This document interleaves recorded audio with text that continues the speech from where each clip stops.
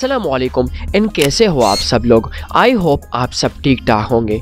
अगर आपको याद है तो हमने पिछली वीडियोस में थाईलैंड के बारे में काफ़ी जिक्र किया था कि Thailand is the most beautiful country in the world, जिसमें बहुत ज़्यादा लोग ट्रैवल करते हैं।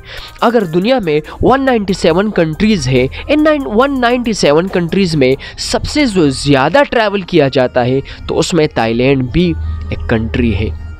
और आज की वीडियो में हम बात करेंगे थाईलैंड के कैपिटल की, जिसका नाम है बैंकॉक। लेकिन उससे पहले अगर आपने हमारे चैनल को सब्सक्राइब नहीं किया है तो प्लीज़ हमारे चैनल को सब्सक्राइब करें, और अगर आपने थाईलैंड की पूरी वीडियो नहीं देखी है तो प्लीज़ आप पीछे थाईलैंड की वीडियो देख सकते हैं। तो थाईलैंड का कैपिटल बैंकॉक है, जो अपने श्राइन्स, ज़बरदस्त नाइट लाइफ के लिए बहुत ज़्यादा फेमस है। और सिर्फ ये बैंकॉक नहीं, इसके आसपास के शहर like pocket, Chiang Mai, Chiang राई और ऐसे एरियाज़ हैं जो बहुत ज़्यादा फेमस है। बैंकॉक 1782 को ये इस मुल्क का कैपिटल बना था, और इस एरिया के आसपास में सियाम एरिया है, क्लोंग है और ऐसे खूबसूरत ज़बरदस्त बीचेस और आइलैंड्स हैं। अगर हम इसकी पॉपुलेशन की बात कर ले तो तकरीबन 12 लाख से लेकर 13 लाख के करीब है, और वो भी 2021 और 2020 के सेंसस के मुताबिक। और ये तो हमें पता है कि जब भी कोई थाईलैंड जाता है तो मोस्टली वो कोशिश करता है कि बैंकॉक के किसी एयरपोर्ट पे उतर जाए और फिर बैंकॉक को वो घूमता है और अपनी एक प्लानिंग्स रखता है। लेकिन मैं आज आपको मुख्तलिफ स्ट्रीट लाइफ और मुख्तलिफ चीज़ों के बारे में भी डिस्कस करना चाहूँगा कि आप बैंकॉक में क्या देख सकते हैं। तो बैंकॉक एक कल्चरल लैंडमार्क है, फाइनेंशियल सेंटर भी है, और स्ट्रीट लाइफ इसकी काफ़ी ज़्यादा फेमस है। यहाँ पे नाइट लाइफ ऑसम होती है, लेकिन इसके साथ साथ रेड लाइट के लिए भी काफ़ी ज़्यादा फेमस है। ग्रैंड पैलेसेस भी आसपास है, और हज़ारों की तादाद में यहाँ पे टेम्पल्स भी साथ साथ में है, जिसको आप घूम सकते हैं। इसके खूबसूरत रोड में खाओसान रोड, पाटपोंग और लुम्पिनी पार्क है। रात को नहीं जाना, क्योंकि वो बेस्ट रेड लाइट एरिया रात को बनता है, तो मेरे ख्याल में आपको रात में नहीं घूमना चाहिए। और मैं आपको इसके साथ ये भी बताता चलूँ कि बैंकॉक इसके अलावा फेमस है अपने रेड लाइट स्ट्रीट्स के लिए, लाइक लुम्पिनी पार्क है, और ऐसे एरियाज़ हैं जहाँ पे सेक्स टूरिज़म काफ़ी ज़्यादा है। हालांकि ये इलीगल है, लेकिन फिर भी थाईलैंड इससे $6.4 बिलियन पर ईयर जनरेट करता है। लेकिन क्या करें, इस मुल्क का काफ़ी ज़्यादा खर्चा ये चीज़ उठाता है। तो अगर यहाँ पे कोई आता है तो काइंडली फ्रॉड और स्कैम से आप ज़रूर बचिएगा, क्योंकि यहाँ पे ये काफ़ी ज़्यादा होता है। बैंकॉक एक एक्टिव कंट्री है जो फेमस है मुख्तलिफ चीज़ों के लिए।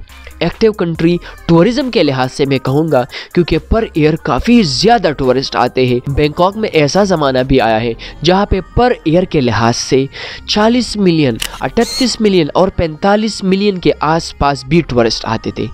ये इसको द लैंड ऑफ स्माइल्स भी कहते हैं, क्योंकि यहाँ के लोग बड़े ज़बरदस्त तरीके से मिलते हैं। यहाँ के लोग इंतहाई ज़बरदस्त तरीके से आपके साथ मिलेंगे, इंतहाई खुश अखलाक है, और बहुत ज़्यादा मज़ा आएगा अगर आप बैंकॉक में घूमते हैं। ज़रा हम अगर एक्सपेंस की बात करें कि क्या बैंकॉक सिटी एक्सपेंसिव है, तो नहीं, बैंकॉक सिटी इतनी ज़्यादा एक्सपेंसिव नहीं है।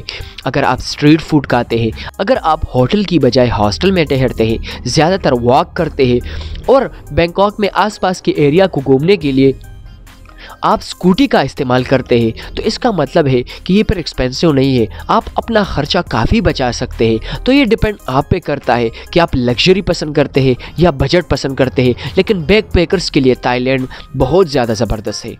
अगर हम और अट्रैक्शंस की बात कर ले कि हम थाईलैंड में क्या क्या घूम सकते हैं और हम बैंकॉक में क्या घूम सकते हैं, तो यहाँ पे Chatuchak market, temples of Dawn, Siam Paragon, Lumpini Park है, और यहाँ पे हज़ारों टेम्पल्स हैं जो सच में बड़े आई कैचिंग होते हैं, बड़े ज़बरदस्त होते हैं, और आप वहाँ से काफ़ी ज़्यादा यादें पाकिस्तान और इंडिया ला सकते हो। अगर हम यहाँ पे लास्ट में फ़्लाइट्स की बात कर ले तो आपको वाया दुबई से फ़्लाइट्स मिल जाएगी काफ़ी सस्ती। Etihad Airways, Oman Air, Gulf Air, और राउंडली अगर हम बात कर ले तो 1,50,000 से लेकर 1,60,000 तक आपको 2 वेज़ की फ़्लाइट मिल जाएगी। पाकिस्तान से तो काफ़ी ज़्यादा महंगी होगी, अगर आप वाया दुबई जाते हैं तो शायद आपको चीप पड़ सकती है। तो मतलब आपने वीडियो को काफ़ी ज़्यादा एंजॉय किया होगा, और अगर आपने एंजॉय किया है तो प्लीज़ इस डॉक्यूमेंट्री को लाइक करें ताकि मैं और आपके लिए मज़े की डॉक्यूमेंट्री ले आपके लिए ज़बरदस्त बनाता रहूँ। ये मैं आपको बताऊँ कि जो बैंकॉक है ना, तो बेस्ट सिटी है, द कैपिटल सिटी है।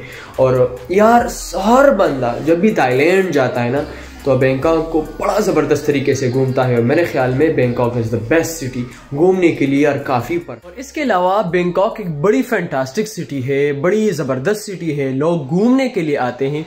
लेकिन आपने एक चीज़ का बड़ा ध्यान रखना है कि यार स्कैम्स बहुत ज़्यादा होता है। तो आपने कम से कम कहीं पर भी आपने ट्रैवल करना है ना तो खुद को होशियार करना है, मतलब काफ़ी ज़्यादा आपने मतलब हर चीज़ पे नज़र रखना है, मतलब कि किराया का कितना लगता है, होटल वाला मुझसे कोई ज़्यादा तो नहीं मांग रहा, थोड़ा सा आपको होशियार रहना पड़ेगा भाई, कोई मसला नहीं है। अगर आप एक परफेक्ट ट्रैवलर है और आपको थोड़ा सा भी इल्म है ना तो आप बैंकॉक को घूम सकते हैं। मैंने कहा स्कैम्स बहुत होता है, लेकिन ऐसा नहीं है कि वो कंट्री ख़राब है या वहाँ के लोग ख़राब है, बड़ी ज़बरदस्त तरीके से आपके साथ मिलेंगे। और इतने ज़बरदस्त लोग हैं ना कि आप यार मैंने कहा ना कि बहुत ज़्यादा यादें आप और थाईलैंड से ला सकते हो। थाईलैंड एक ऐसी कंट्री है जिसमें एडवेंचर का यार लेवल का एडवेंचर आप वहाँ पे कर सकते हो। और ये आपको याद रखना चाहिए ना कि आप एक बार घूमेंगे, आप इंशाल्लाह दोबारा भी जाएंगे, कि यार आपका दिल करेगा कि यार मैं आप थाईलैंड में दोबारा जाना चाहता हूँ, इसको मैं दोबारा घूमना चाहता हूँ, क्योंकि यार हाई लेवल की चीज़ें होती है वहाँ पे। Thank you so much for watching my video.